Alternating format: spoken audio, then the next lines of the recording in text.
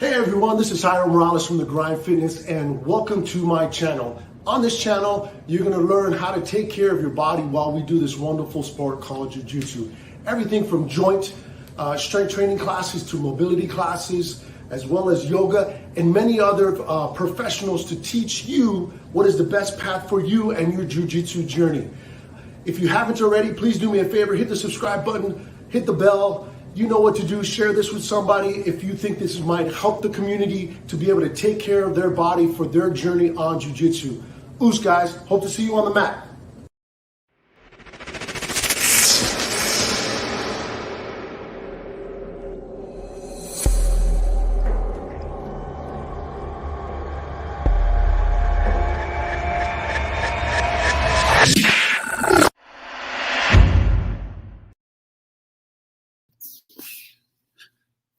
What's up guys? How's it going? So as you can see, I got a new backdrop. So this is going to be new stuff, new location. I'm going to start trying to add in like educational stuff for like weightlifting as well. But today we're just going to do our normal mobility.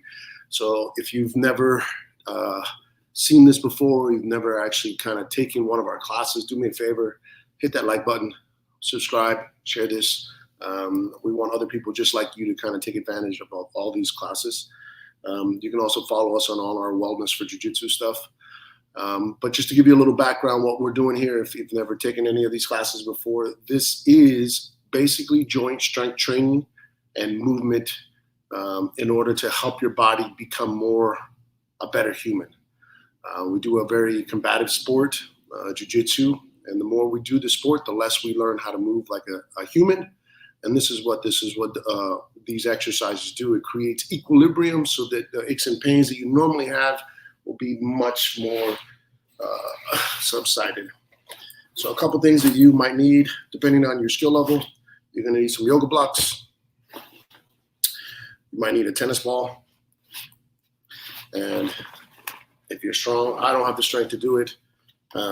If you have that, if you've been doing mobility stuff, you can also bring in some weights to add just some extra load to the actual movement that we're going to do. But the first thing we're going to start with, so we always start with two things, so you understand. We start with breath and we end with breath. The reason why we do that is because learning to calm ourselves down is basically the backbone of learning you. Most of us walk through our daily life and don't understand how to actually effectively breathe for ourselves. So that's one of the primary things that I kind of focus on, is learning how to breathe for ourselves. So we start with what's called maximal expansive breath, or diaphragm breath. Then we always do hip and shoulder, just basic stuff. And then from there, depending on what kind of class that we're going to do, we kind of do joint specific stuff.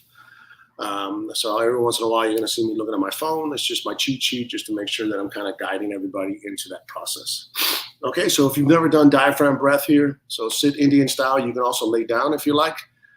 It depends if you have any aches or pains. Do whatever's comfortable. You can also take a yoga block. You can put it underneath your butt as well to kind of have an elevated seat. I'm able to sit like this. So it just depends on your ability to be comfortable. The idea is to be comfortable and focus on your breath here. Okay, so the diaphragm just goes up and down. It's a basic muscle. It assists your lungs to be able to exhale and inhale oxygen. So the stronger and the more active the diaphragm is, the better you're going to breathe. So when we're trying to push it down, what we want to think is we want to almost like stick our belly out. From there, we're going to take a breath. If you just breathe right here, you should feel like what's called intercostal pressure or rib pressure. Okay, that's what we want. Basically, is we're trying to make more space for our lung capacity. If I add my chest into the breathing in, I'm able to get even more air in. And then I'm going to just ask you then to just relax. So in, and then just relax. Okay, we're going to do a few of those, and then I'm going to do a countdown. And then I'm going to ask you to take a big breath in and then hold. That's the part where you have to do mind over matter, and you have to make a conscious effort to not panic and just hold your breath. That's the in part. The exhale part is exhaling out. And as you get the last little bit of air out, you want to pull your belly button in towards your spine to get the last little bit of air out. And then you're going to do the reverse. You're just going to relax in.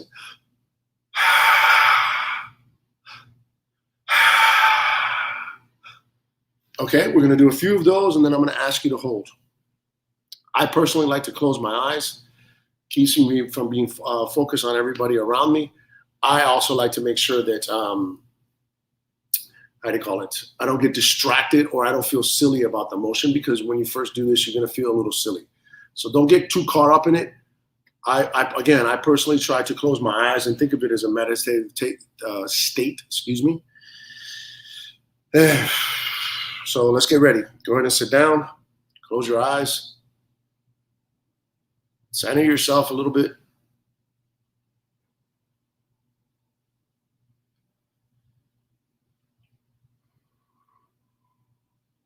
And here we go. Breath in. Relax out. Again in. Relax out.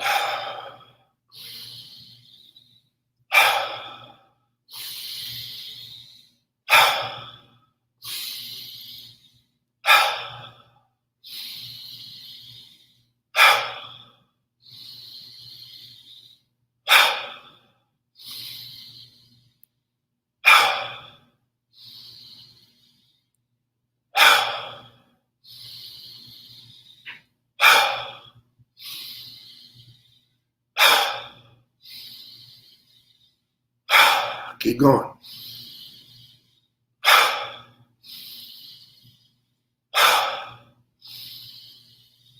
A few more.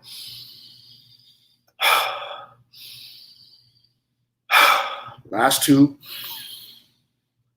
Last one, all the way in. And hold your breath at the very top. Hold your breath at the very top. Hold.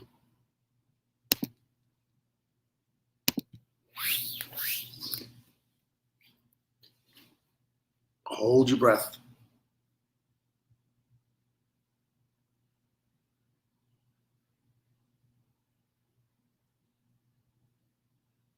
And relax out. And again in. And relax out. Again in. And relax out. Stay with the tempo.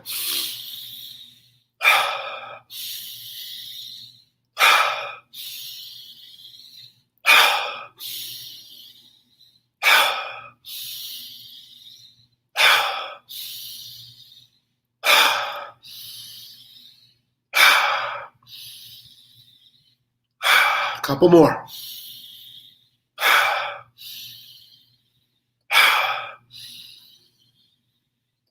Last one. And now all the way out, all the way out, all the way out. Pull that belly button in towards your spine, and now just relax in.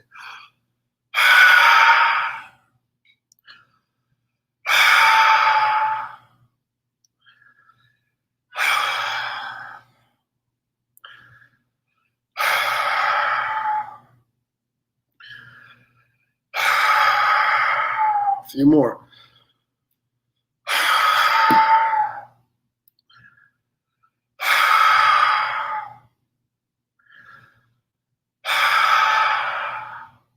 Last two. One more. And hold. Hold on that maximal exhale. Hold. Hold.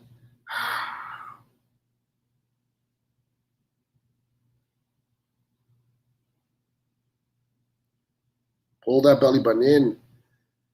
Make that transverse abdominis work. See if you can push a little bit more air out. Hold.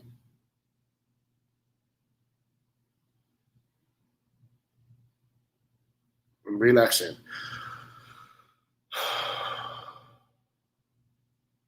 If you did a good job, you should feel a little tingly, a little lightheaded. It's good. Good. Awesome. Okay, let's get into the first position. I'm going to adjust my camera here just so you can see my legs. Okay, so we're going to get into what's called the 90-90.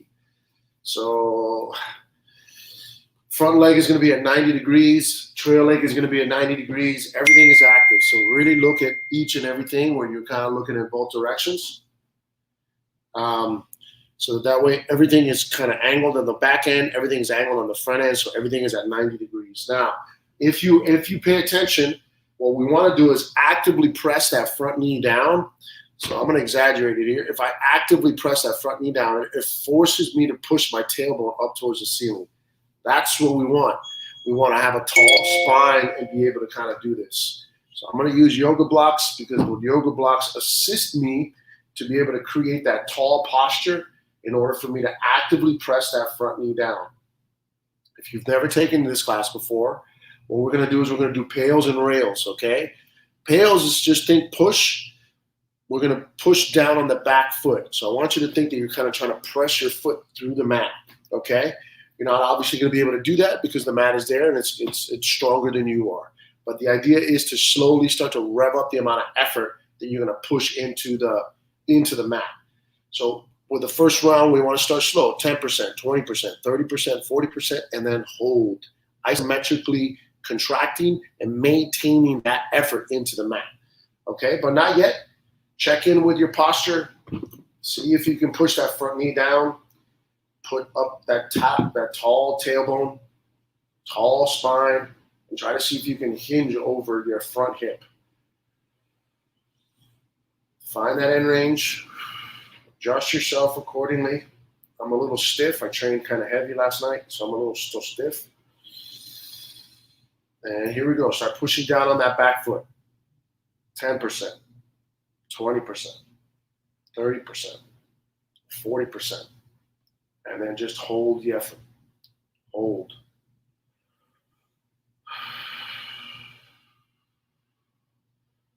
Keep holding.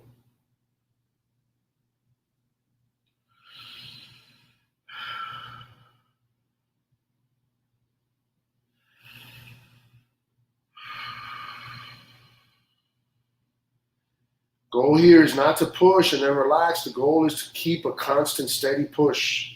Check in with that front knee. Make sure that front knee is active. That chest is tall. That tailbone is pushing up towards the ceiling, and keep pushing down on that back foot. Pretend there's a scale underneath your back foot and you're trying to slowly rev up. Hold that 40% effort and maintain the effort. 10, 9. Now, when we go do rails, rails is going to be reversed. You're going to try to lift the foot up. Not yet. You're still pushing down. When I count down to 1, you're going to tighten up your core, tighten up your hip girdle. Then you're going to try to lift the foot without actually asking your back for help. But not yet. Keep pushing down. 5, 4, 3, 2, 1. Tighten up your core, tighten up your hip girdle. Then lift the foot. Oh, I'm really tight. I can barely lift my foot up. Keep checking with that front knee. Make sure that front knee is active. Tall chest. 2, 1. Slowly let it down. Relax the tension everywhere.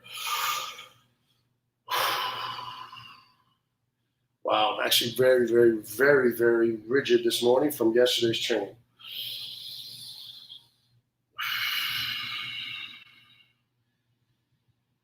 Be mindful that this is not the mobility aspect of this class is a side effect to you doing joint-specific therapy.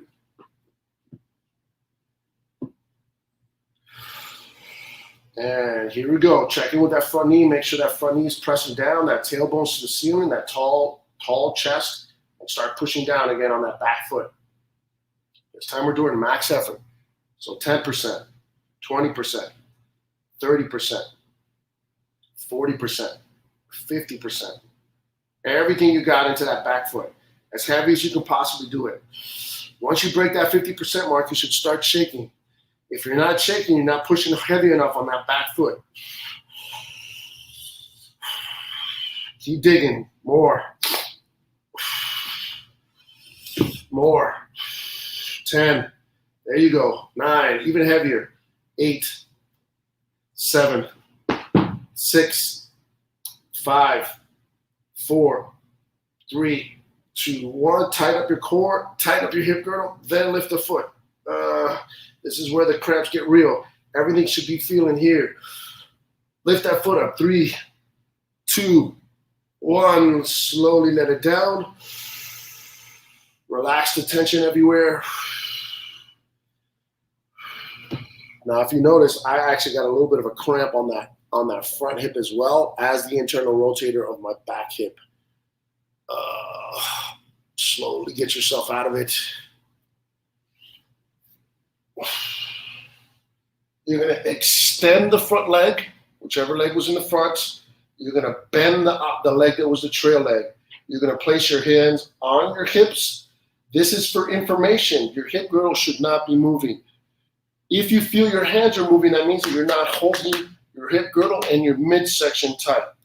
From there, we're going to do what's called axial rotation. So the kneecap needs to stay over the hip joint, and all you need to do is just rotate in and externally rotate. When we're doing this, we want to try to hang out at the end ranges. So whatever you think is slow, go 10 times slower.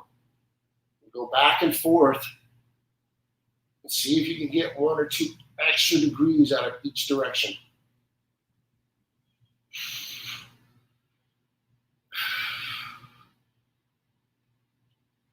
If you're not feeling crampy when you're doing this, it means you're not trying to hang out at those end ranges.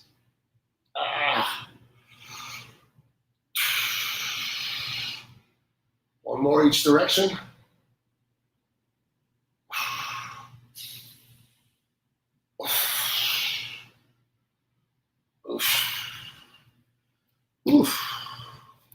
Other side.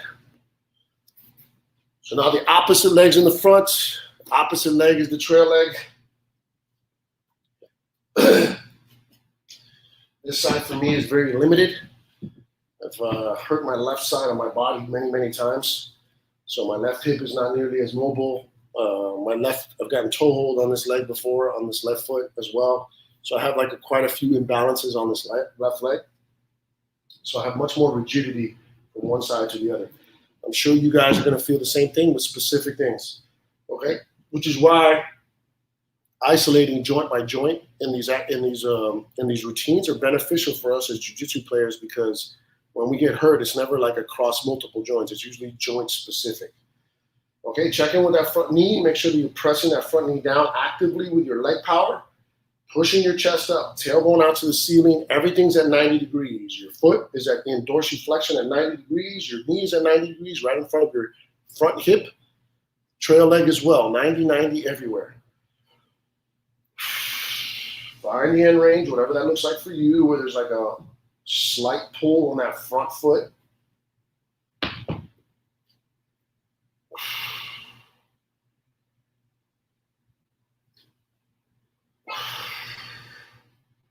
And here we go. Start pushing down on that back foot. Remember, get to that 40% mark and then just hold. Hold. Hold the effort.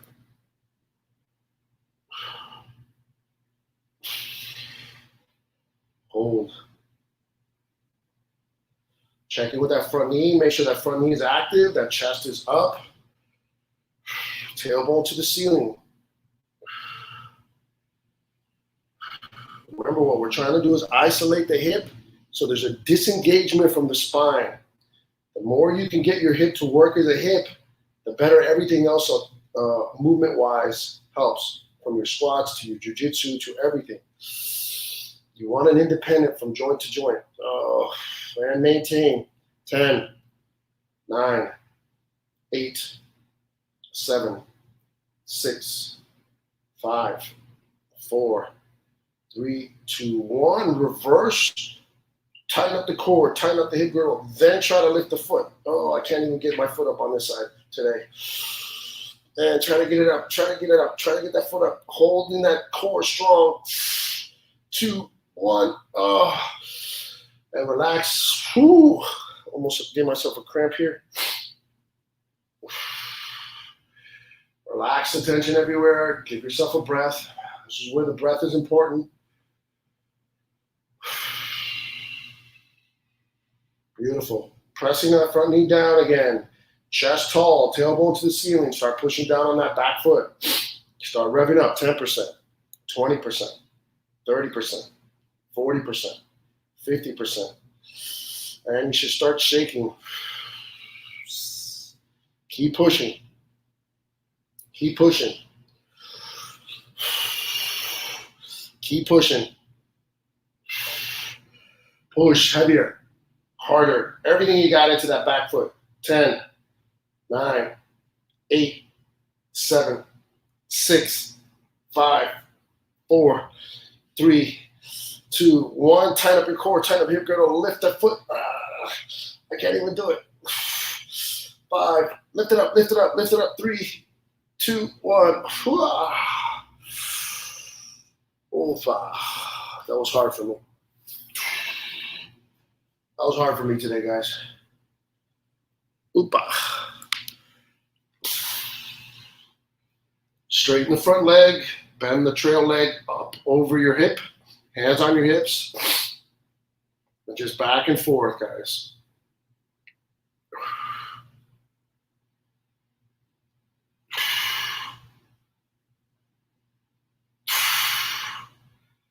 And whatever you think is slow, go 10 times slower. Hang out at those end ranges. Oh, man, this is hard on this leg today.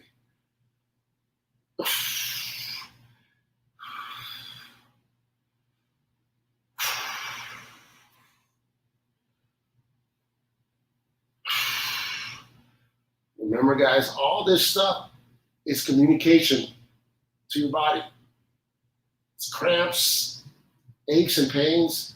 It's how your body is communicating with you. You gotta learn to have a dialogue with your body. Last one. Oof, that was hard. All right, lay on whichever side you want. For me, it's the left side. You're gonna use the yoga block as a pillow.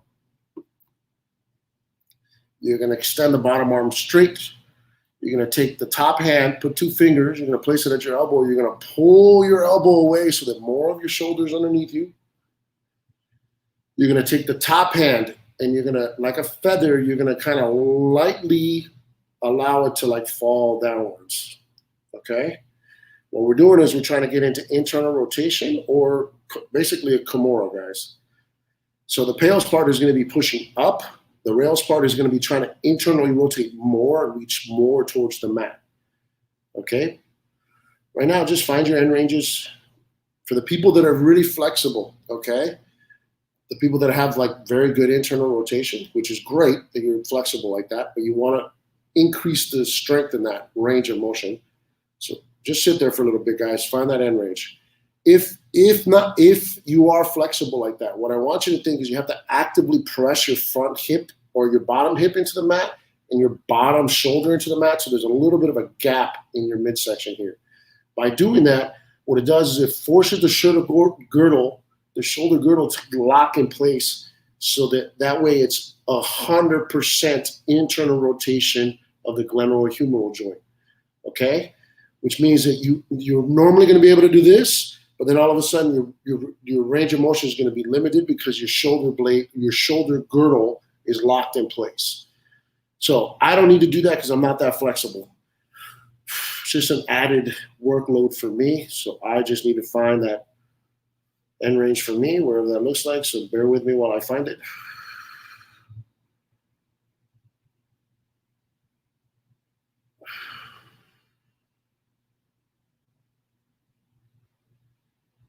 All right, there it is. The Pails part is going to be pushing up and the rails is going to be coming down. So here we go. Start pushing up. Get to that 40% mark. And then just maintain.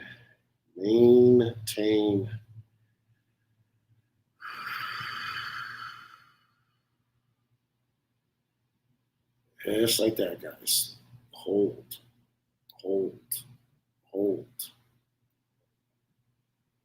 Maintain that 40%.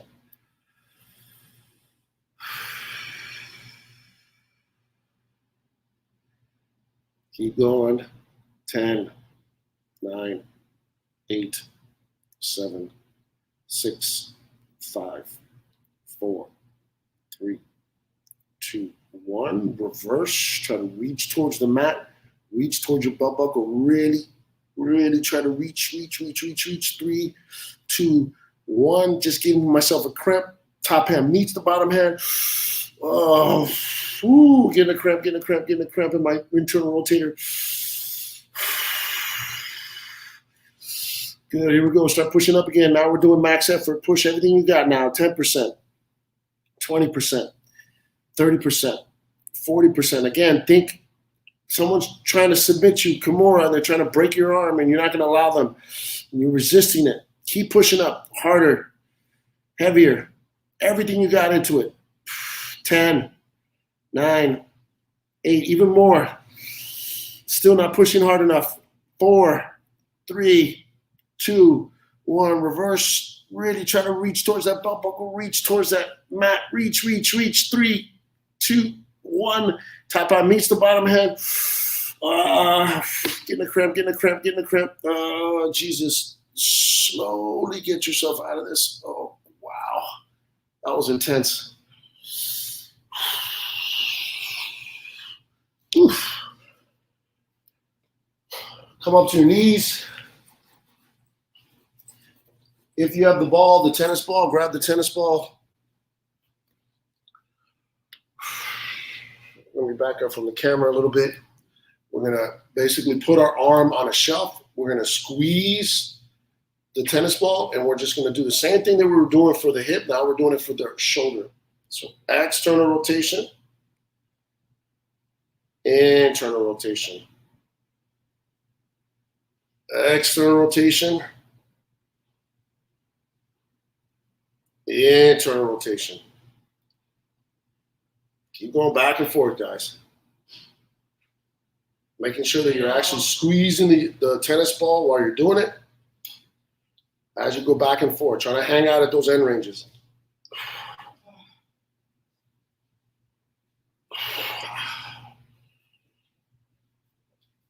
One more each direction.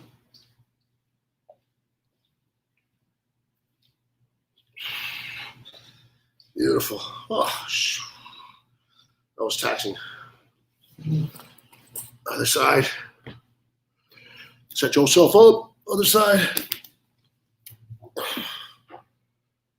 I got a little bit of inflammation on my right ear. This is actually kind of hard to actually rest on my ear. So same thing, arm straight. So it's just the opposite arm. We're just doing the other side. Bend, 2 fingers, elbow. Pull more of your elbow away from you so that more of your shoulders are underneath you. For those that are flexible, again, actively press on that bottom hip and that bottom shoulder. Find the end range for you. I'm a little bit stiffer on this side than I am on my left because I tore a little bit of my pec on my left side from an armbar. So I got a little bit more of I got a looser joint from an injury on this side. But that just means that it's weaker, and I have to kind of be mindful on that side when I roll. So these are the things that you're run into when, as you start to do more of this, you start kind of getting more information from your body. And with the more information that you get, the more you start to kind of design your own program. So the stuff that you're learning here is for you. It's great that I'm structuring the class for you, but in all seriousness, that each of us, depending on how we do jiu-jitsu, depends on what kind of injuries that we have. So the whole idea behind most of this is for you to kind of get little bits and pieces and then integrate it into your other daily routines. Okay, remember, put Pails, pushing up. Here we go. Start pushing. Get to that 40% mark. And then just hold. Hold. Maintain. Maintain. 10, 9, 8, 7, 6, 5. Keep pushing. 4. Be steady with it. 3, 2, 1. Reverse rails now. Reach towards the mat. Reach towards your belt buckle. Really get that internal rotation. Oh, man. 3, 2, 1. Top hand meets the bottom hand. You relax the tension everywhere. Sit in that new space you just made for yourself. And here we go. Start pushing up now again. Now we're doing max effort. Everything you got. 40%, 50%, 60%. Max effort here. Don't stop. Keep pushing. Heavier. Harder. Again, if you're not shaking, you're faking. Think of it this way. Someone is literally trying to give you the Kimura the last few seconds of a round and you don't want to give it to them. That's how you want. That's how intense it needs to be. 10, 9, push harder. 8, 7, 6, 5. Keep pushing. 2, 1. Reverse. Reach towards the mat. Reach towards your belt buckle. Cramp, cramp, cramp, cramp.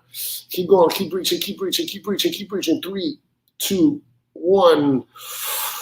Top hand meets the bottom hand. You relax the tension everywhere.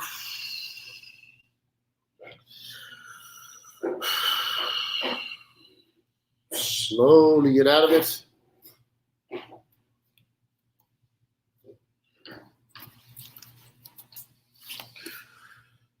Back up. I don't know what I did with the ball. I put it back in my bag. Back and forth.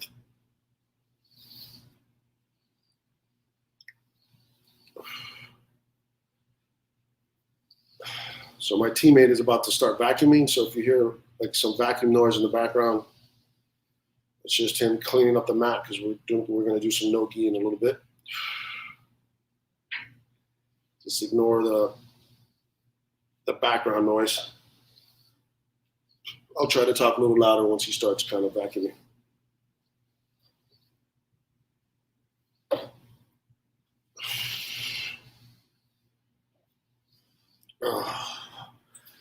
Awesome sauce. Okay, next we're going to do is spine. So we're going to do like 3 modified versions of cat-cow. Okay? So if you've never done a cat-cow before, cat-cow is basically just going through maximal extension and flexion. So this is cow, this is cat. It's a yoga thing. You're just kind of arching your back. I mean, if you think about it, you look like a cow here. You look like a cat when you get excited here. Okay? Well, the first thing we're going to do is we're going to work on thoracic spine. You can vacuum, Andy, if you want, man. Let's go. Yeah? Okay. Yeah, see, my teammate is being nice because he sees that I'm teaching here. Okay, so we're going to sit back onto our calves. If you're not able to sit back like this for, I don't know, tension in your knee, foot, whatever it is, you can use a yoga block.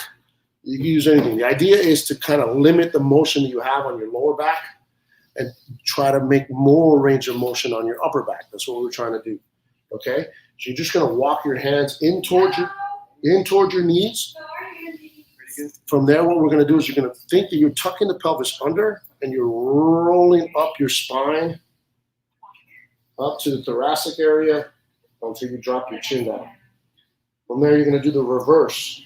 So you're going to keep your chin pinned, and then you're going to start pushing your tailbone out as you open up.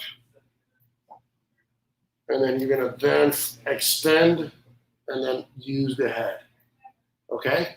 So we're only going to do 3. So it's not very heavy. I just gave you the example. We're going to do it all together. So here we go. Fingers splayed, strong chest. From there, you're going to start tucking the pelvis under and start rolling up your spine. Try to do 1 vertebrae at a time as you roll up.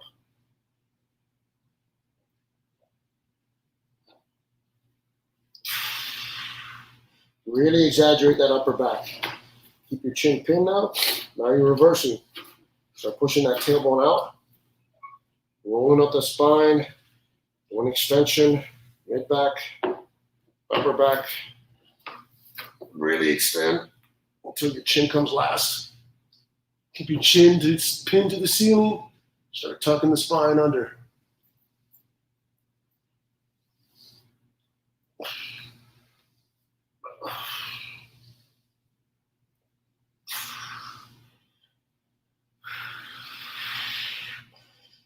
Elbow out.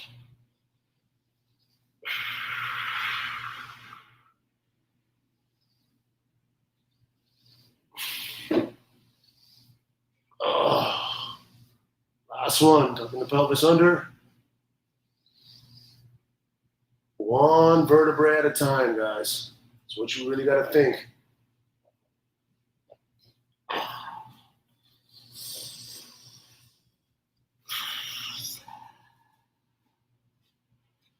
And relax.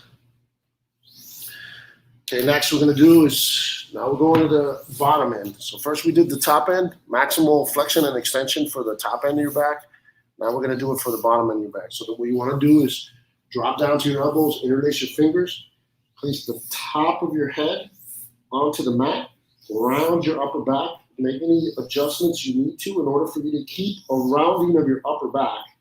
And we're going to do the same motion, but now we have more range of motion in the lower end and limited range of motion on the upper back, which is what we want. We're trying to focus on the lower back right now. So same principle, here we go. Tuck the pelvis under. And try to roll up your spine and try to round as much as you possibly can, taking pubic bone towards your rib cage. And then reverse. Open up that tailbone, start pushing up towards the ceiling. Unwind the spine. Really exaggerate that lower back extension.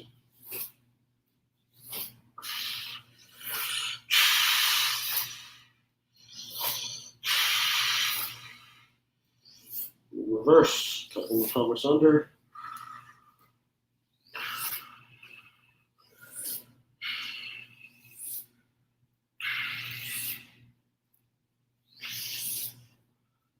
And then again, reverse. Pushing the tailbone to the ceiling.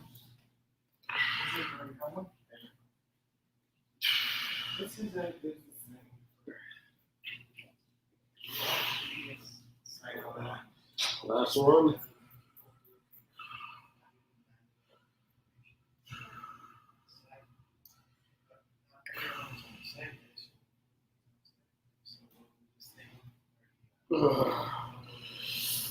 And last direction.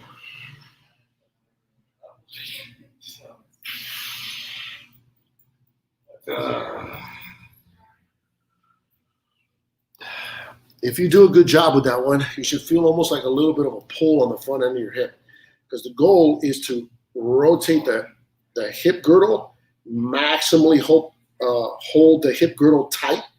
That's where the cramping comes in, because you're maximally holding it locked in place in order for you to add even more extension on your back. And that's why you get a little bit of crampiness in the hip girdle, because there's between your hip girdle and your spine, the less flexibility or less mobility that you have, it starts to move as one unit. And the more it moves as one unit, the less healthy the functioning joint is. So we want to try to separate the distance between your hip girdle and your actual spine. Okay, so the last one we're just doing is just a full cat-cow. So think of your hands. Same thing we're doing basically the first one and the second one, just combined now. Okay, so here we go. So hands underneath your shoulders, splay your fingers, tuck your toes in the back, knees underneath your hips, and then just start rolling underneath from the hip joint or from the hip girdle. Roll the spine up, one vertebrae at a time.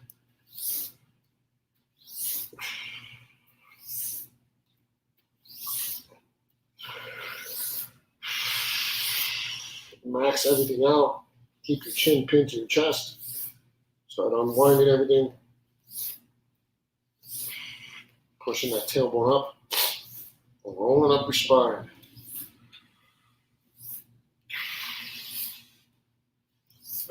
Exaggerate everything. Head comes last. Keep your chin pinned to your chest. Start tucking the pelvis under. Or excuse me, keep your chin pinned to the ceiling, my bad. Start tucking the pelvis under. Keep rolling, rolling, rolling, rolling, rolling, rolling, rolling, rolling, rolling up the spine. Max it out. Then bring the head last. In reverse, chin pinned to your chest. Start pushing that tailbone out. Start unwinding the spine.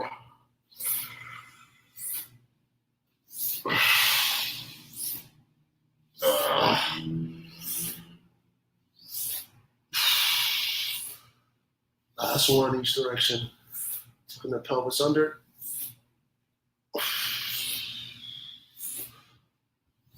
And last. Last one.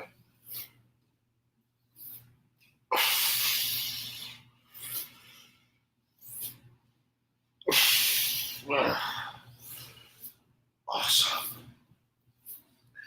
Whew. If you did a good job there, you should almost feel like the muscles, and they're called erector muscles.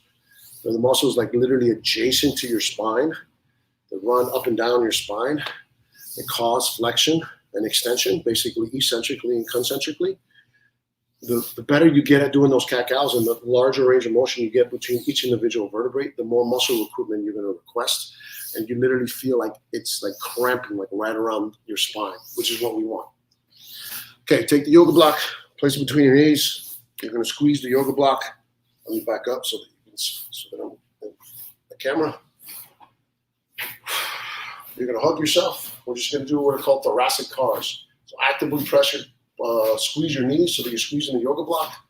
And then you're just going to flex down, rotate to your right, dip that right shoulder back, come all the way around to the opposite side.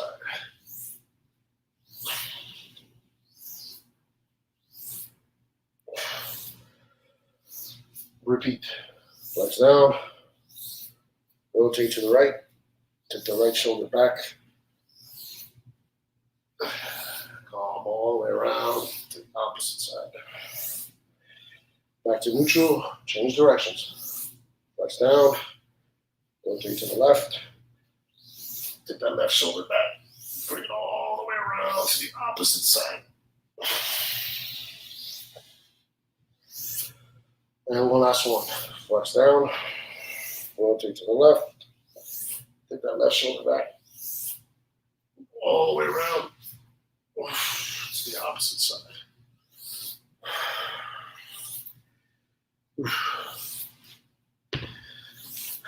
So not much directions with the thoracic C.A.R.s because I'm assuming that you know them. If you don't already, down in the description, there's basically a link where you can actually get the full C.A.R setup, which I recommend that you do. It's a daily practice that you want to do. It's literally like an everyday damn thing day. Blah, blah, blah. So wow, that was horrible. An every damn day thing.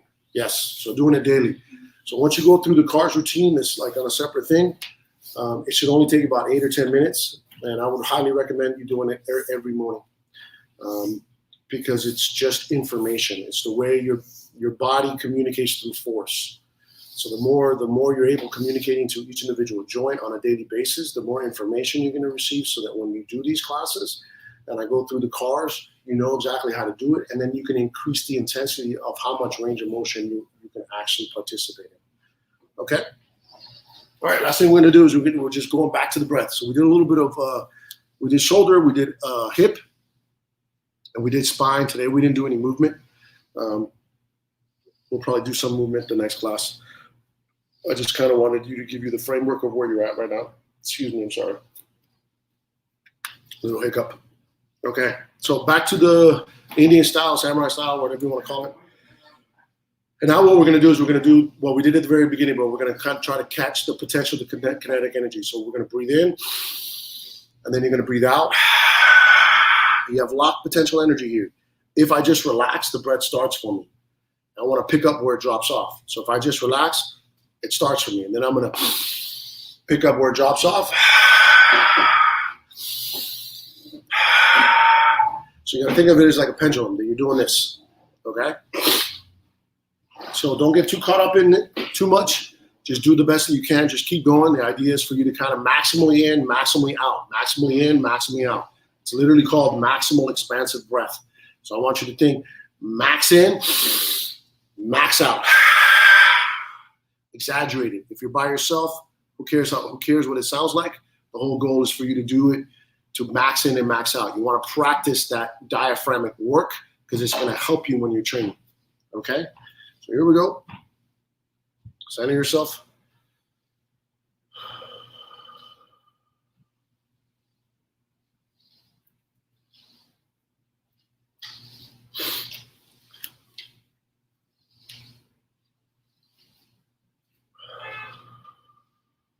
And here we go.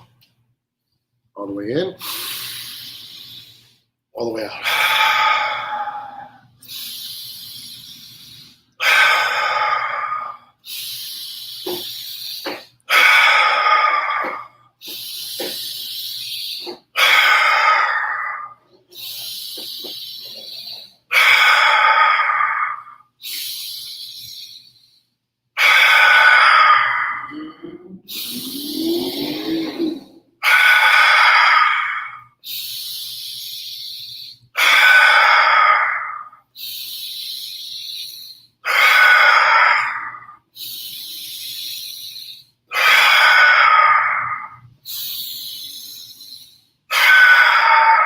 Keep going.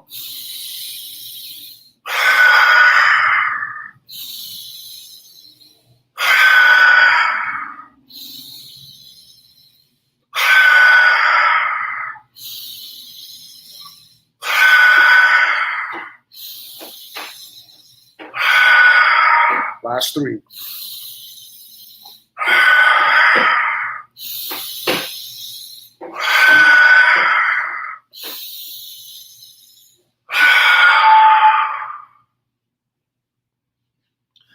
Just calm, relaxed breath now.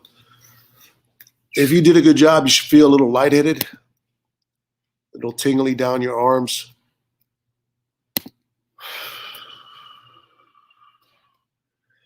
Calm your heart rate down.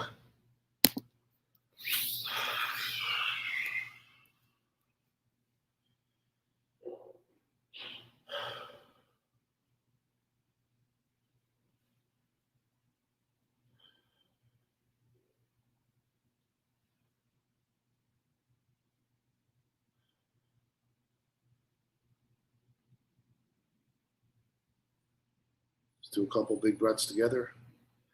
Big breath in. And just relax out. Again, breath in.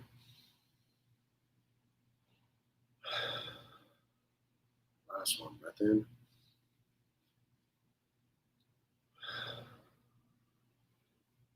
Those guys, I hope you like that. Hip, shoulder, spine, breath are like the foundation of everything you should be doing.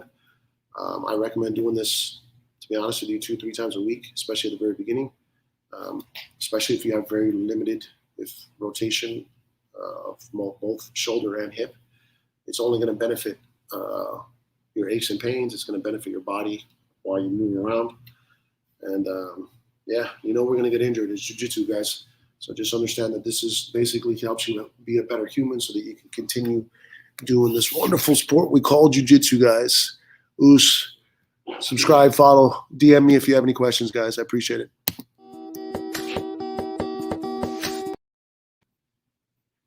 Come on.